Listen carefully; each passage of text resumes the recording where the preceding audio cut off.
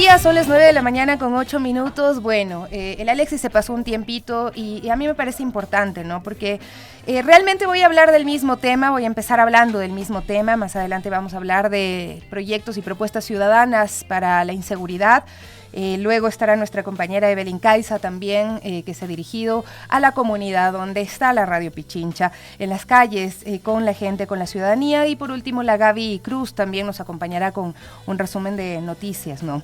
Alexis, les decía, ya se refirió a este tema, pero es importante que como Guarmis dejemos clara nuestra posición con respecto a estos audios que han sido filtrados y utilizados para ofender a una mujer y cuestionarla. Hay que decirlo claramente, nos atrevemos a hablar ahora porque la implicada ha publicado un comunicado, es decir, ella hoy nos pide hablar del tema, cosa que no ocurrió en días pasados, por lo tanto no estábamos autorizados a exponerla o a sacar conclusiones anticipadas, y todos los que lo hicieron, amigos y amigas, los medios de comunicación, las personas con sus comentarios inocentes y nada inocentes, incurrieron en un proceso de revictimización que de paso es lo que obliga a Soledad a salir a frentear este tema públicamente. Alexis habló de todo lo que es ilegal en torno a grabar conversaciones y violar la intimidad de las personas.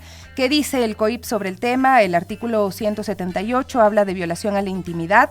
La persona que sin contar con el consentimiento o la autorización legal acceda, intercepte, examine, retenga, grabe, reproduzca, difunda o publique datos personales, mensajes, datos de voz, audio y video, objetos postales, información contenida en soportes informáticos, comunicaciones privadas o reservadas de otra persona por cualquier medio, será sancionada con pena privativa de libertad de 1 a 3 años. Eso dice el COIP. Sin embargo, no son aplicables estas normas para la persona que divulgue grabaciones de audio y video en las que interviene personalmente, ni cuando se trata de información pública de acuerdo con lo previsto a la ley. Entonces, a mí me surgían varias hipótesis, porque hace un momento el señor Ferdinand Álvarez ha dado declaraciones a un medio nacional que ya las vamos a revisar más adelante, pero me surgían varias hipótesis sobre el origen de los audios, y esto también tiene que aclararse porque no podemos, como medios de comunicación, violar la intimidad de las personas. Si ellas no lo hacen público voluntariamente, constituye un delito, o por lo menos un dilema ético. Se podría calificar como un delito si Soledad, Ferdinand, Correa o Glass interponen alguna acción y un juez determina que hubo esta violación a la intimidad. Y esto ha sido anunciado de que pondrá una denuncia el señor Álvarez en contra de quien él cree que ha filtrado estos audios, ¿no? Existen, para mi punto de vista, también otras alternativas. Bueno, quedaría descartado en todo caso que alguno de los involucrados en los audios autorizaron la difusión de los mismos, porque el comunicado de Soledad Padilla dice que no ocurrió de esta manera, porque Ferdinand Álvarez hoy en un medio de comunicación ha dicho que él no ha autorizado la difusión de estos audios, pero sí que un tercero ha filtrado esto a los medios de comunicación, y mi mayor preocupación sería que la filtración haya tenido el mismo origen que en otros casos que se han buscado utilizar políticamente, y mi duda es si la Fiscalía es capaz de filtrar audios que presumo son parte de la denuncia que ha hecho Soledad por presunta violencia psicológica y presunto abuso sexual en contra del ex vicepresidente de la República, Jorge Glass. Y ahí también les voy a citar lo que dice el artículo del COIP, en el que se tipifica otro delito: difusión de información de circulación restringida. La persona que difunde información de circulación restringida será sancionada con pena privativa de libertad de 1 a 3 años. Es información de circulación restringida la información que está protegida expresamente con una cláusula de reserva previa prevista en la ley, la información producida por Fiscalía en el marco de una investigación previa, la información acerca de niñas, niños, adolescentes que viole sus derechos según lo previsto en el Código Orgánico de la Niñez y Adolescencia. ¿Y por qué ocurre todo esto? Hay varias cosas también que tenemos que tener presentes. Por un lado, hay que asumir que nuestro país, queridos amigos y amigas, es profundamente machista, y lo que se ha hecho con este caso es uno de los motivos por los que las víctimas no siempre se atreven a denunciar cuando se sienten vulneradas, porque saben que van a ser la comidilla de todo encuentro social, social, el chisme de pasillo, objetos de memes y otras violaciones a su intimidad. Es decir, van a ser revictimizadas, porque deben saber que estos casos son reservados y son las víctimas las que deben decidir si lo hacen público o no. Es su decisión. En este caso se han dedicado a hurgar la vida y en la vida de la persona que ha denunciado un presunto delito de violencia, como si fuera fácil denunciar un presunto delito de violencia. La han tasado así de crudo, tal como si fuera un objeto disputable entre dos machos. La realidad de nuestro país es esa. Estamos acostumbrados a culpabilizar a las mujeres, incluso de pensar que una mujer puede destruir un partido político, como siempre incapaces de responsabilizar a los hombres también por sus acciones. No seremos nosotros, lo digo enfáticamente, quienes juzguen este caso. Será un proceso judicial que revise los elementos de hecho y de derecho y que determine las responsabilidades del ex vicepresidente de la República, Jorge Glass, quien ha sido señalado por un presunto delito de violencia psicológica y abuso sexual, una acusación muy grave, por cierto. Por su parte, Soledad debería sentirse acompañada en este proceso y, si ella lo considera, solicitar que las organizaciones de mujeres estén junto a ella, pero también debería poder decidir que se callen, que dejen de usar su nombre, sus fotos y su vida con fines distintos a los que entendemos ella persigue, que en este caso es hacer justicia. Porque vamos a estar claros, estos casos también son utilizados políticamente. A las organizaciones políticas también les queda una tarea grande, porque ninguna se salva, ninguna.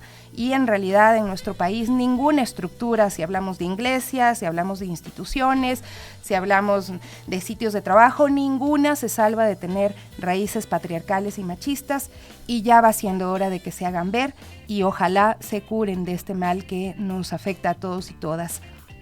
Yo escribía esto esta mañana, ¿no? Mientras Ferdinand Álvarez estaba dando una entrevista en un canal nacional. Ha dicho que no fue él quien filtró los audios, pero negó que hayan sido filtrados y difundidos por ellos, ¿no? Para tener una defensa para Soledad, buscaron al abogado Francisco Ospina, dijo Ferdinand Álvarez. Probablemente él haya filtrado los audios de forma ilícita. Vamos a escuchar qué fue lo que dijo esta mañana. Es importante también tener estas versiones, porque es cuando los involucrados deciden hacerlo público que deberíamos recién empezar a hablar de estos temas, porque no se trata de querer ocultar este caso. Es importante que sepan que muchas mujeres no denuncian para no ser víctimas de esta comidilla, de estos chismes, de esta mala utilización de estos casos, cuando lo que están buscando es justicia. ¿Usted grabó las llamadas? Bueno, yo grabé esa conversación con el presidente Correa, pero aquí debo aclarar una cosa. La grabé para tener un respaldo, porque ya veníamos solicitando de que sea escuchado este caso, que se haga algo dentro del movimiento, pero me grabé yo para tener un respaldo yo. Ahora bien, aquí es importante aclarar, esos audios no fueron difundidos ni filtrados ni por Soledad ni por mí. Esos audios fueron difundidos. Presumimos, miren, buscamos un abogado para que ejerza la defensa de Soledad. Presumimos que es el abogado, y doy con nombres y apellidos, el abogado Francisco Ospina, quien haya probablemente filtrado estos audios. Esos audios, los que usted habla con el expresidente Correa, los audios que usted habla con el vicepresidente, con el ex vicepresidente Jorge Glass, ¿también los grabó? Insisto, esos audios los grabamos para tener un respaldo nosotros, nos grabamos nosotros para tener un respaldo respecto a lo que estábamos haciendo, visibilizar dentro del movimiento. Difundir esos audios de forma ilícita, y aquí sí, debo de hacer un llamado respetuoso al medio digital que ha difundido estos audios. Que paren. Esto no se trata de un tema de lío de faldas o de un tema político. Esto se trata de una violencia de género sistemática que ha sufrido una mujer. Y esa violencia de género sistemática que fue denunciada en la Fiscalía General del Estado, dejemos que sea la justicia ordinaria la que se encargue. ¿Y los audios de Soledad Padilla con Jorge Glass? Bueno, es importante lo que Ferdinand Álvarez dice sobre este tema, porque como yo les decía, queda la duda de quién filtra estos audios. Si es que ellos dicen que no fueron ellos, que podrían haberlo hecho si es que era su voluntad de que esto sea público. Quien lo hizo cometió un delito.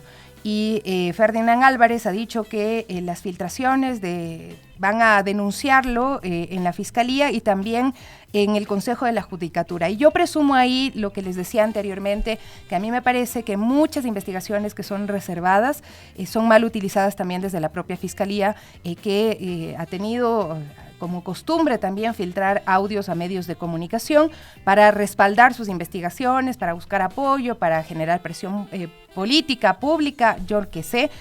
Ojalá y no sea así, pero es importante que se investigue, porque no se puede utilizar también de esta forma a las mujeres o las causas de las mujeres para generar estos escándalos revictimizándolas. Si la víctima dice, yo quiero que se haga público, yo quiero que se sepa, está bien, hay que apoyarles, hay que acompañarles en este proceso. Si ellas deciden que no es un asunto público, que debe dirimirse en la justicia, en un proceso que con estas características por abuso sexual o abuso psicológico son de carácter privado.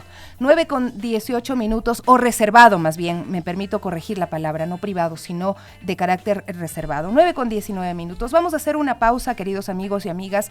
Yo sí les pido que dejen de hurgar en la vida de esta mujer, de Soledad, que dejen de utilizarla para otros fines, para satisfacer su morbo, para satisfacer también o reforzar sus ideas sobre determinada organización política y demás. Y esto lo digo porque en realidad en nuestro país, y lo repito, las organizaciones políticas, las estructuras, el país entero tiene que asumir que tiene raíces patriarcales y machistas. Había visto que Yajiren Noriega había planteado que la organización política a la que se responde la Revolución Ciudadana también tenga protocolos para abordar estos temas al interior, para gestionarlos de manera correcta. Entiendo que también desde la prefectura de Pichincha, o más bien la prefecta Paola Pavón, que siempre ha trabajado en temas de género, ha hecho una propuesta similar. No es necesario que toda organización política implemente protocolos de actuación frente a denuncias por violencia de género. Me comprometo a trabajar en ello para el movimiento al que pertenezco, la Revolución Ciudadana. La espectacularización de ciertos medios es por decirlo menos, irresponsable, ha dicho Yajiren Noriega. Es importante que se pronuncien también desde esta bancada, y sabemos que también hay la intención de generar este protocolo con varias voces que están siempre en defensa de los derechos de las mujeres. Hacemos una pausa y enseguida volvemos para hablar de otro tema importante también para nuestro país, este tema que nos atañe a todos, que es la inseguridad. Es una urgencia real porque los datos son alarmantes: homicidios, asaltos, extorsiones y violencia en general, que posiciona a Ecuador como el primer país más inseguro de la región. Esto exige una respuesta inmediata. Ya volvemos.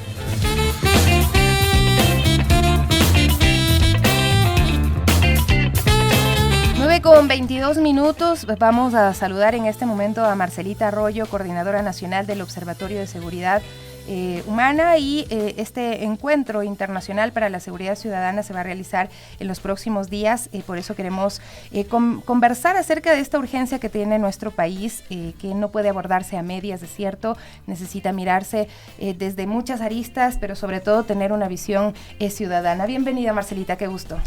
Buenos días, querida Sofi, buenos días a todos y a todas quienes nos escuchan. Sí, realmente estamos hoy por hoy viviendo una circunstancia muy, muy compleja de país. Los niveles de inseguridad, de crimen, pues están teniendo unos alcances inéditos. Como se mencionaba hace un momento, estamos considerados uno de los países más peligrosos de la región. En ese sentido, pues el tener una iniciativa ciudadana, pues es muy, muy pertinente en este momento para abordar esta problemática. Y precisamente en ese contexto, ¿cuál es el aporte que puede dar la ciudadanía? ¿Desde qué visiones se debería abordar esta problemática que atraviesa nuestro país? Sofía, o sea, justamente la visión que nosotros debemos abordar en este momento es una mirada integral, es decir, pensar que la seguridad va mucho más allá de unas cámaras, de unas armas, de unos patrulleros, de UPCs, sino que también la seguridad la hacemos todos y todas. El Estado en su conjunto debe mantener un esquema organizado y articulado de reacción desde nuestros diferentes roles. Hablemos de los medios de comunicación, tal como tú lo estás haciendo en este momento, el poder difundir estas iniciativas ciudadanas víctimas, nosotros como sociedad organizada también poder generar desde nuestros contingentes alternativas que nos permitan dar una solución integral. No se diga la academia, la empresa privada, que también se ve muy afectada por los niveles de inseguridad, y en este caso poner énfasis en los gobiernos autónomos descentralizados. Por ahí va nuestro tema. Es importante, pero también es cierto que este es un momento atípico, es decir, no es parte de lo que nuestro país ha vivido históricamente, es decir, estamos viviendo una crisis sobre la cual quizá faltan datos, falta investigación, falta todo para afrontarla. ¿Cuáles pueden ser las herramientas que le sean útiles también al Estado? Porque al final el Estado es el que tiene la capacidad de afrontar este tema. Exacto, mi querida Sofi. Ahí tú acabas de mencionar unos elementos muy, muy importantes. ¿Por qué? Porque cuando nosotros hablamos de una situación inédita, pues obviamente tenemos que buscar qué ha pasado en la región. Otros países que ya pasaron por este momento y que hicieron algo. Nada está, digamos, empezando de cero. Nosotros tenemos espejos en otros países en donde podemos buscar estas buenas prácticas que se dieron para llegar ahora a haber mitigado de alguna manera los límites de violencia que estuvieron viviendo. Hablemos de, digamos, Colombia, que va a ser, digamos, una persona, una experta que va a estar acompañándonos en este encuentro de gestión local de la seguridad ciudadana, pero también, por otro lado, pensar que existen herramientas y mecanismos de organización ciudadana como el observatorio que hemos decidido conformar. ¿Para qué? Para poder insumir a la política pública y dar una alternativa de visión territorial. Cuando nosotros estamos pensando en la seguridad, también tenemos que mirar qué son los territorios los que la afrontan en el día a día. El nivel central normalmente está pensando en una perspectiva muy urbana, posiblemente en unas normativas, pero cuando queremos aterrizarlas en territorio no llegamos con toda la suficiencia porque no entendemos territorio. Ahora lo que nosotros buscamos con el primer encuentro internacional para la gestión de la seguridad ciudadana, entonces estamos sí mirando el territorio y dándoles a los gobiernos autónomos descentralizados algunas herramientas e instrumentos para que puedan enfrentar este nivel de inseguridad. Porque estamos hablando de territorios empobrecidos en muchos casos, territorios donde hay desatención histórica. Por ejemplo, si nos remitimos a Esmeraldas nada más, o vemos lo que ha pasado en otras zonas también en Guayas, vemos que son territorios que han estado abandonados históricamente, ¿no? Entonces, ¿qué herramientas pueden tener los municipios para afrontar desde sus competencias? Porque la competencia es del Estado central. Exactamente, ahí es donde tenemos que hacer unas claridades, Sofi, porque cuando nosotros hablamos de seguridad tenemos que tener unas claridades conceptuales. Nosotros hablamos de seguridad nacional, por ejemplo, en donde vemos que este es un sector privativo del gobierno central, pero hablamos ya de la seguridad pública, que ya tiene una connotación de articulación con los gobiernos locales, que está dado en el COTAD, en un esquema de articulación y coordinación con la Policía Nacional, por ejemplo. Pero cuando hablamos de seguridad ciudadana sí es un esquema que debe ser manejado y asumido con mucha responsabilidad por parte de los gobiernos autónomos descentralizados, pero con un enfoque de prevención. Entonces, esa es la claridad que debemos un poco tener para tener estos abordajes, como tú decías, desde el ejercicio competencial. No queremos nosotros decir que ellos están asumiendo una competencia más, sino que hay un esquema de transversalidad de la seguridad ya en el ejercicio competencial, digamos, en el uso y gestión de suelo. Cuando nosotros empezamos a mirar que la apropiación del espacio público se convierte en un mecanismo de resistencia a la inseguridad, cuando los tejidos sociales empezamos, digamos, a ser más fuertes y a tener así como unos esquemas mucho más fuertes de diálogo, de consolidación, de construir cultura, de apropiarnos del tema deportivo, por ejemplo, entonces ahí sí vamos mirando que las competencias van transversalizándose. Si estos espacios públicos, por ejemplo, también empiezan a tener una mirada de promover el emprendimiento, ya digamos los espacios, las plazas, los parques, las escuelas, empiezan también a tener estos ejes de participación ciudadana legítimos. Entonces, ahí es donde nosotros tenemos ya modelos, y por eso acá en este espacio, en este encuentro, tenemos la presencia, digamos, de Juma Siago, que es el coordinador global del programa Ciudades Seguras de ONU Habitat. Cuando hablamos de estos modelos podemos ya tener como unos esquemas, unas líneas claras. ¿Para qué? Para construir los planes de seguridad ciudadana desde un enfoque de la prevención. Entonces, cuando tenemos la claridad de qué nos dice la norma respecto de qué nos corresponde como gobierno nacional y gobiernos locales. Pero por otro lado también vemos que hay modelos para que podamos adaptarlos a la realidad de cada gobierno autónomo descentralizado. Tú mencionaste y conoces que hay una gran heterogeneidad, una gran diferencia de gobiernos autónomos, unos muy grandes y la mayor parte son gobiernos muy pequeñitos.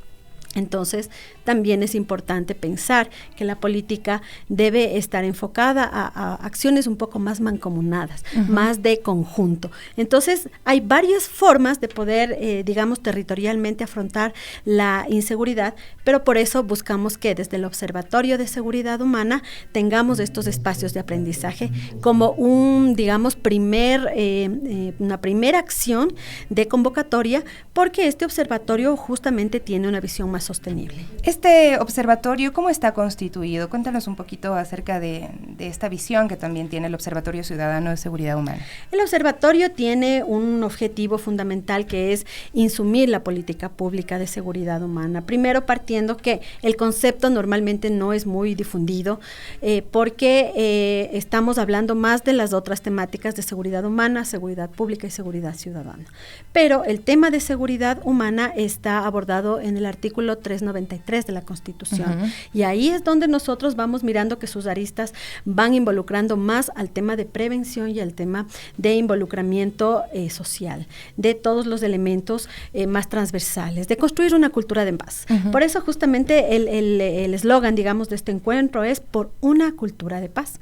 En ese sentido, sí estamos como observatorio teniendo una incidencia muy importante a través de un equipo multidisciplinario. Nosotros pensamos que este abordaje debe pasar por tener una visión muy especializada, por eso nos acompaña el coronel en servicio pasivo Max Campos, que es una persona que tiene una fortaleza, digamos, en atender especialmente lo relacionado con las juventudes, el rescate de las juventudes, la prevención en niñez y adolescencia de verles involucrados en los temas de inseguridad. Pero por otro lado también tenemos un equipo de comunicadores muy, muy importantes. ¿Por qué? Porque sabemos que el saber comunicar, qué comunicar y cómo convocar a la sociedad civil para que se junte a estas iniciativas es muy importante. Como sociedad, digamos... Lo mismo que para ocupar el espacio público, ¿no? Sí. El darle a la ciudadanía la seguridad de poder salir a la calle es algo que necesitamos y que es... realmente necesario que el nuevo gobierno lo pueda aplicar, ¿no? Que se pueda escuchar. Y yo decía hace unos días, es hoy cuando las organizaciones sociales, cuando las personas que están mirando el país con investigación desde otros puntos de vista puedan hacer sus propuestas y aportar también, ¿no? Para lo que pueda ser la ejecución de política pública y ojalá también se dé oído, ¿no? Como usted dice, una cosa es el gobierno central, pero quizá en las localidades hay también la necesidad de que se vaya construyendo estos planes, estas iniciativas que nos permitan volver a lo que tanto ansiamos, que es poder estar tranquilos y vivir esos escenarios de paz que teníamos en nuestro país, de esa isla de paz que tanto decíamos y pregonábamos a nivel internacional sobre nuestro Ecuador. Así es, querida Sofi. En ese sentido, el poder mirar con total claridad lo que implica la seguridad y que como sociedad estemos debidamente informados respecto a dónde vamos a ir a reclamar esos servicios. Uno como ciudadano no sabe a quién acudir. Cuando no estamos debidamente informados, estamos quedándonos en la indefensión. Y ahí es cuando existen estos casos de tomar la seguridad por mano propia. Y tenemos que las acciones que se dieron en La Maná, por ejemplo, es algo inconcebible, algo que en los días de la vida nos íbamos a imaginar que podía pasar en nuestra sociedad, en donde obviamente a presuntos delincuentes fueron incinerados. Entonces son cosas que después van a convertirse en algo como natural, en algo como la cotidianidad.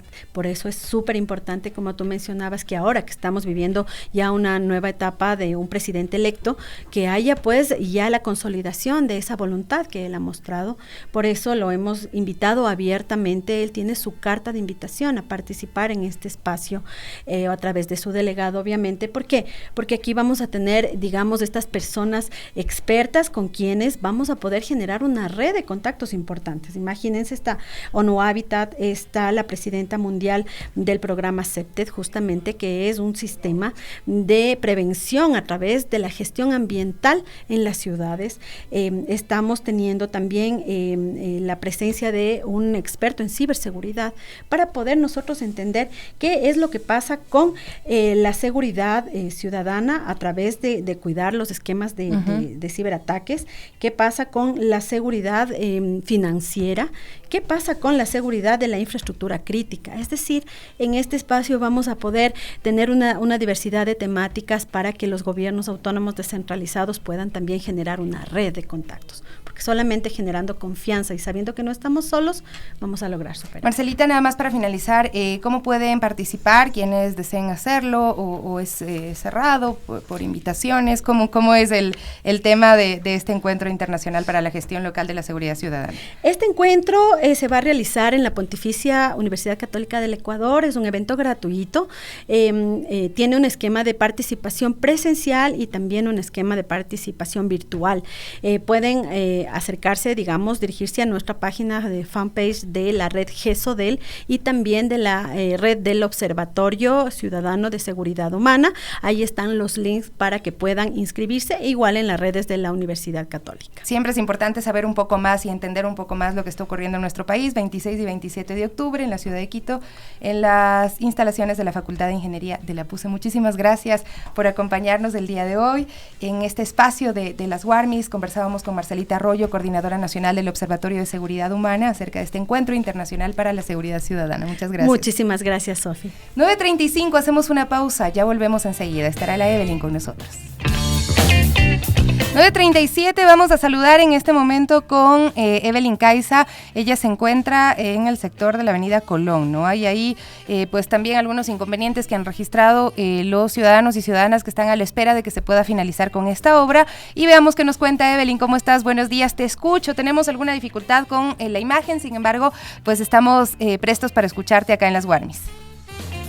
¿Qué tal, Sofi? ¿Cómo estás, amigos de las WARMIS? Sí, efectivamente, nosotros, quisiéramos mostrarles, para ver si nos regalan, porfa, el video. Hay ciertas interferencias de internet, sin embargo, sí se puede graficar, sí se puede ver, por favor. Sí, precisamente estamos en la avenida Colón y queremos que vean, porque esto se tiene que ver. Los trabajos continúan y es que estas labores iniciaron en marzo de este año, sin embargo, existió una paralización de 2 meses, de 50 días aproximadamente, debido a unos arreglos que realizó la empresa de agua potable, pero tenemos buenas noticias y es que se prevé que ya finalicen exactamente el 1 de noviembre. Para conocer más detalles, yo me encuentro con el ingeniero Loza, con quien vamos a abordar un poquito más de detalles técnicos, ¿no? Ingeniero, muy buenos días, bienvenido a las WARMIS. Cuéntenos un poquito lo que hablábamos tras cámaras. ¿Cuáles son los trabajos exactos que se están realizando en esta vía? Y afortunadamente ya se terminan el 1 de noviembre.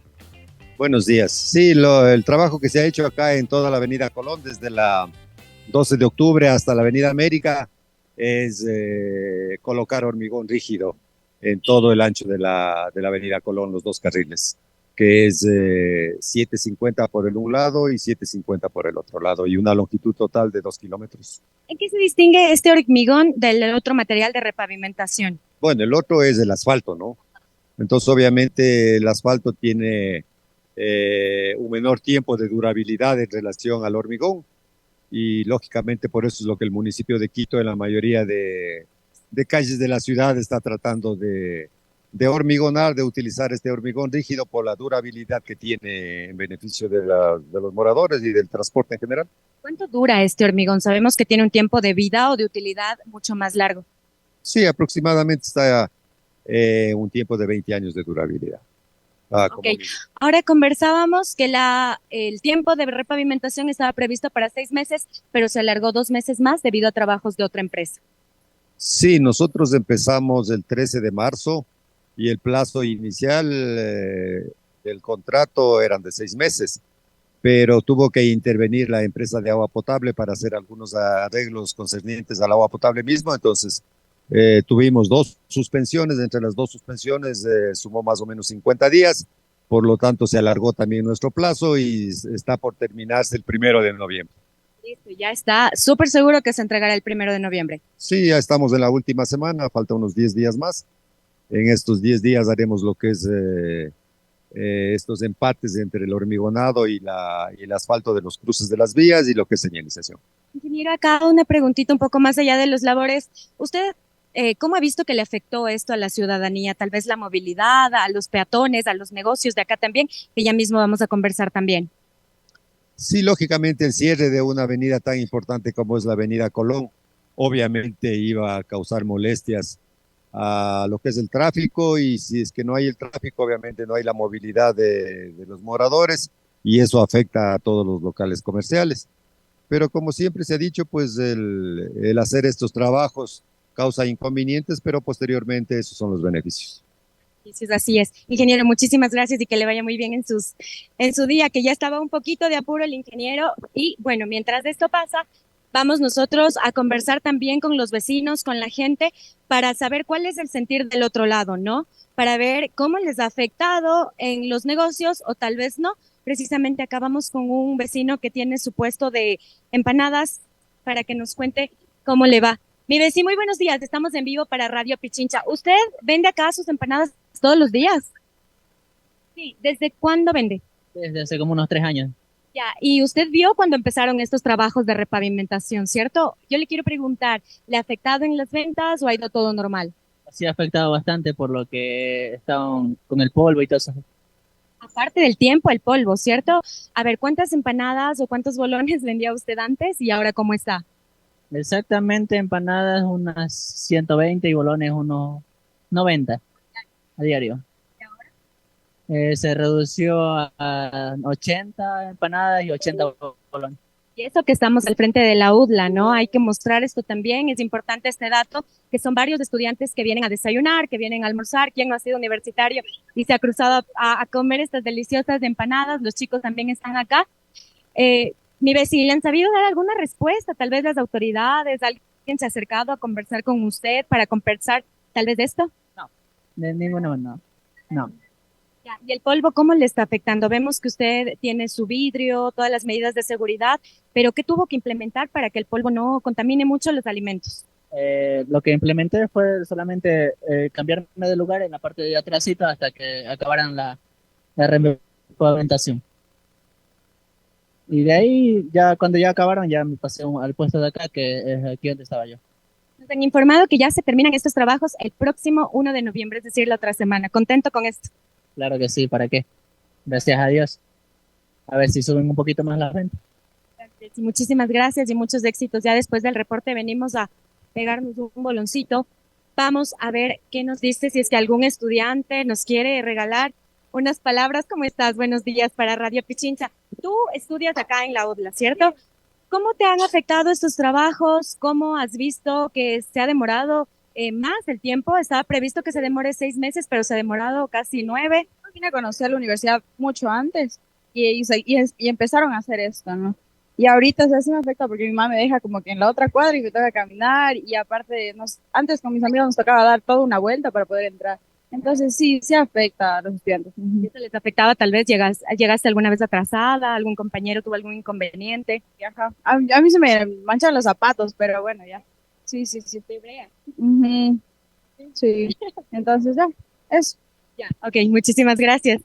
Bueno, ya ven, los inconvenientes no solo son para los locales, para las ventas, sino a los chicos también se les han manchado los zapatos en cierta parte por los materiales, ¿no? Y bueno, es que es parte del proceso también.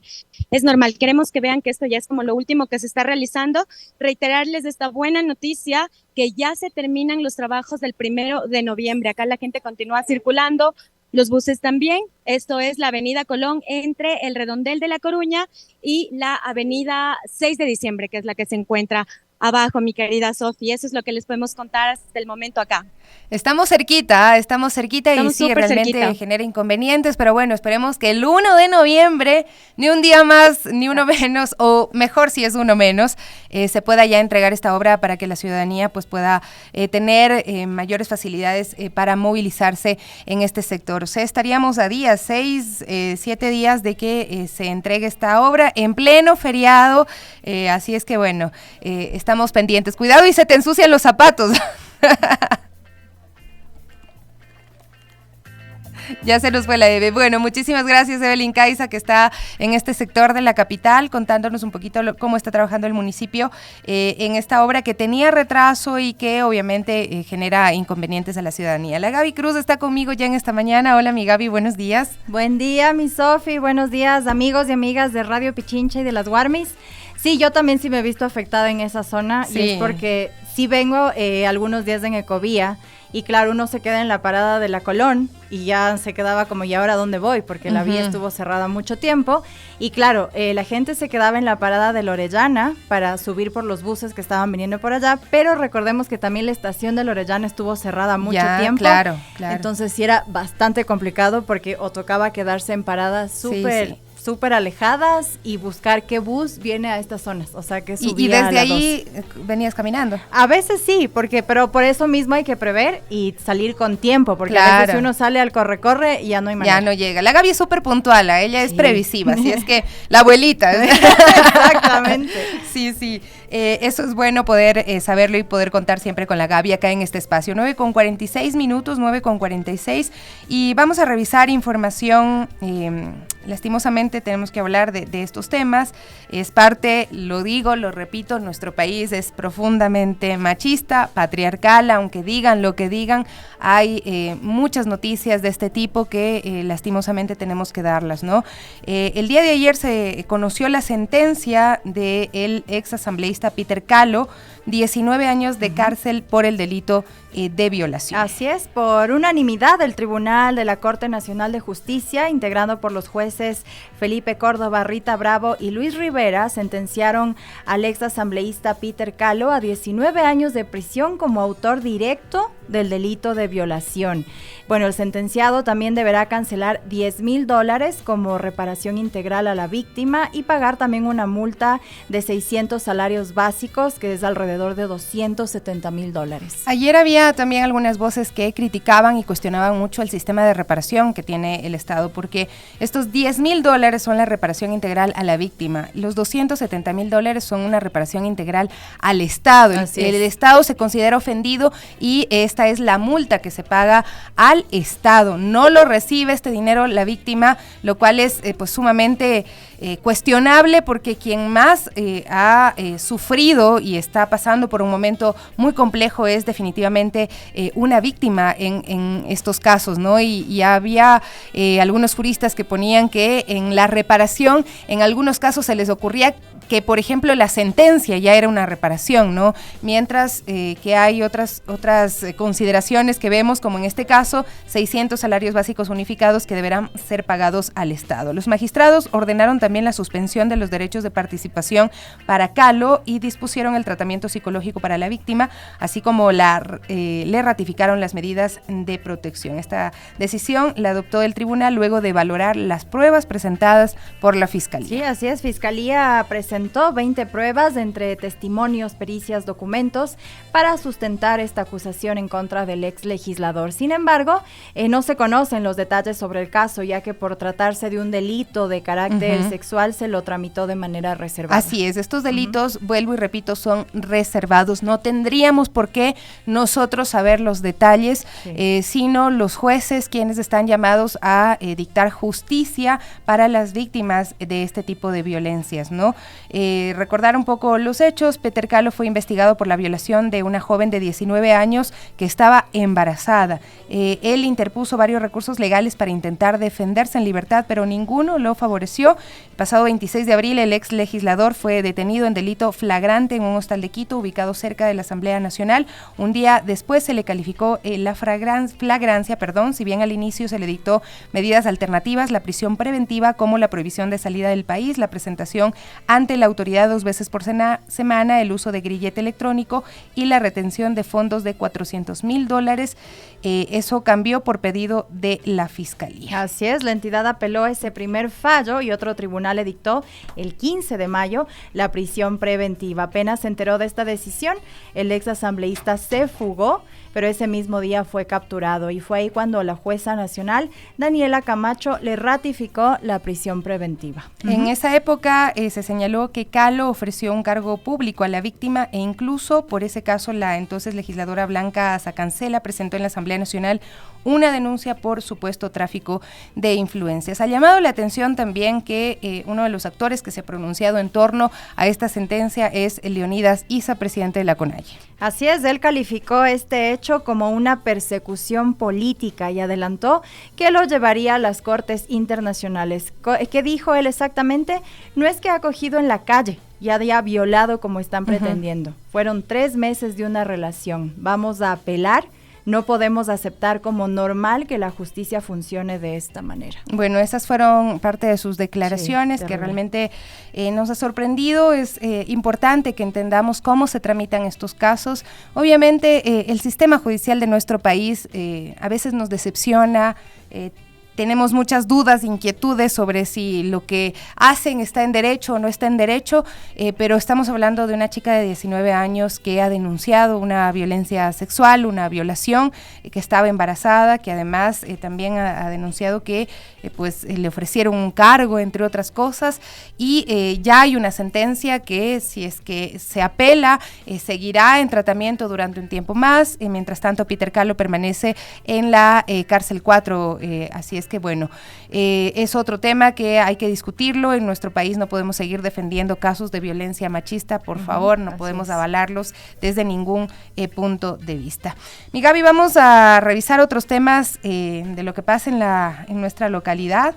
El día de ayer, el fin de semana, también hemos visto que han existido algunas acciones por parte de la Agencia Metropolitana de Control, esto específicamente en Quito, y que dan cuenta también de que se está pidiendo a la ciudadanía que sea más responsable con su ciudad. Sí, así es, y bueno, con sorpresa, algunos jóvenes reaccionaron ante la llegada del personal de la Agencia Metropolitana de Control y también de la Policía Nacional, porque varios se encontraban en los alrededores de sus universidades, pero lamentablemente estaban con botellas de alcohol, con vasos, y bueno, se empezó a hacer todo un control, los agentes, ¿no?, de la Agencia Metropolitana de Control, y bueno, ellos también confirmaron que muchos estudiantes se encontraban ingiriendo alcohol en espacios públicos ubicados alrededor de sus universidades.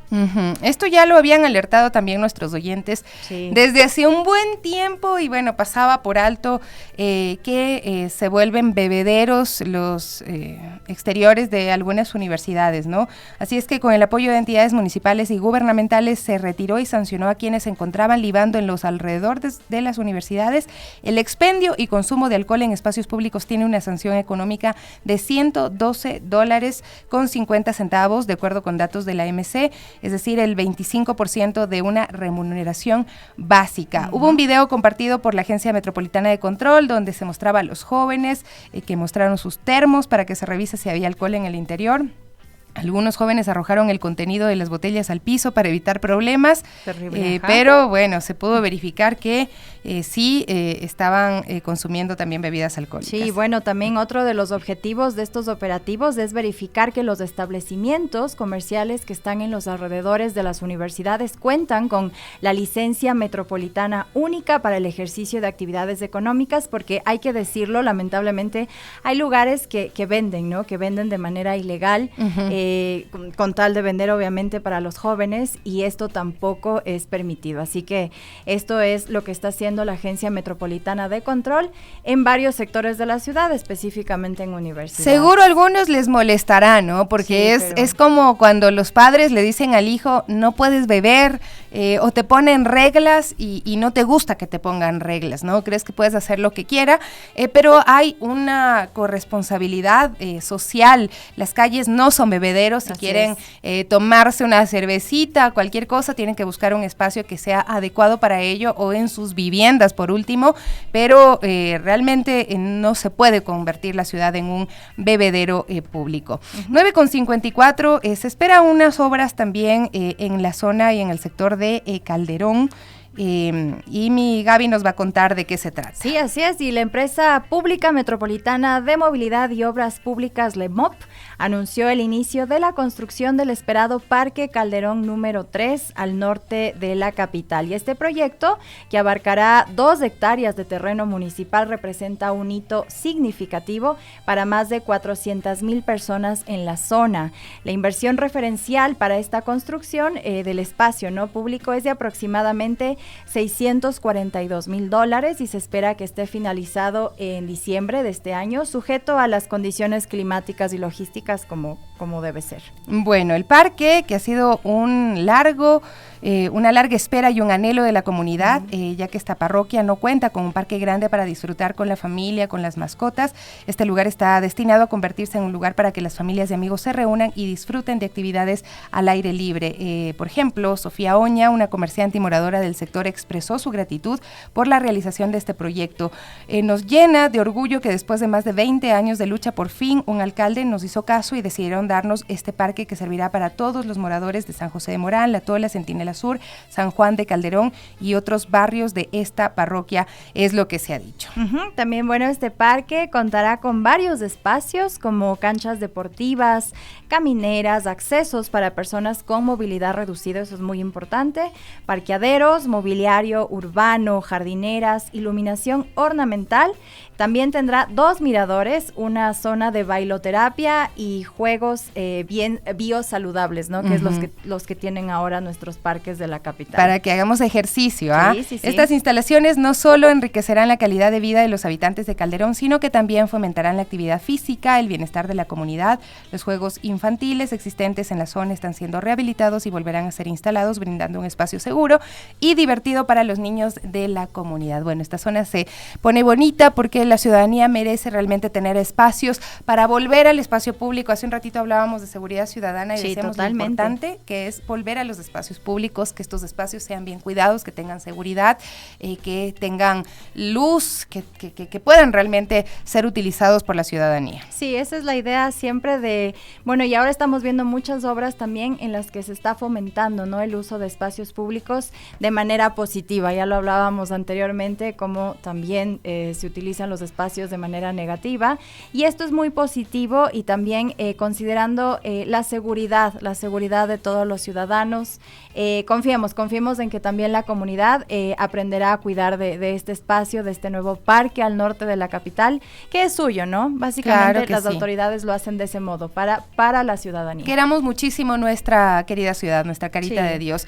El Brian Espinosa nos cuenta a través de radiopichincha.com que se registran en Quito cada mes más de 1,300 siniestros de tránsito. Son una constante en el Distrito Metropolitano de Quito.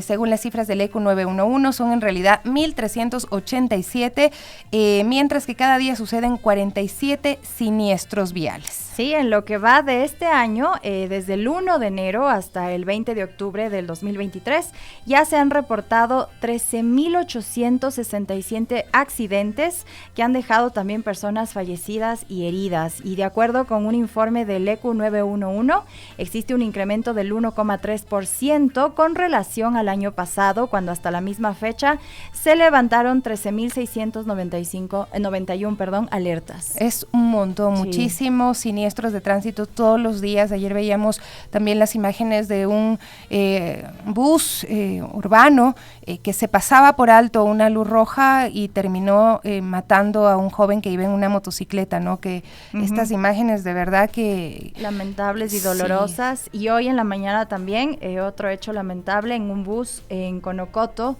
también arrolló a una mujer de la tercera edad, también acabando con su vida.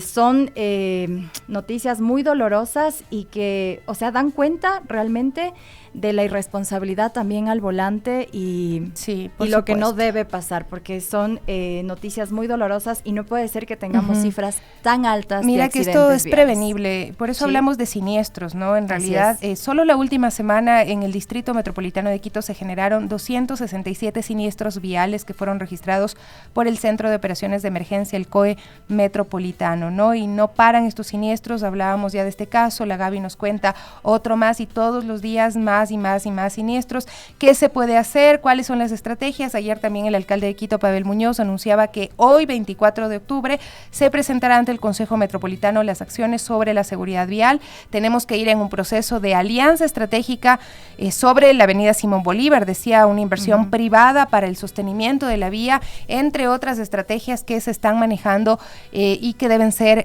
permanentes, ¿no? Que deben ser política pública, no una campaña de un mes que tenga unos lindos spots televisivos, no, realmente debe ser algo permanente y que involucre estas estrategias de pacificación en las vías, que le obliguen a la gente a parar, a ir más despacio, a mirar al peatón, a mirar a los otros conductores también siempre de forma preventiva. Sí, es lo que también decíamos, que parte mucho de las autoridades controlar esta situación, pero también mucha conciencia de la ciudadanía.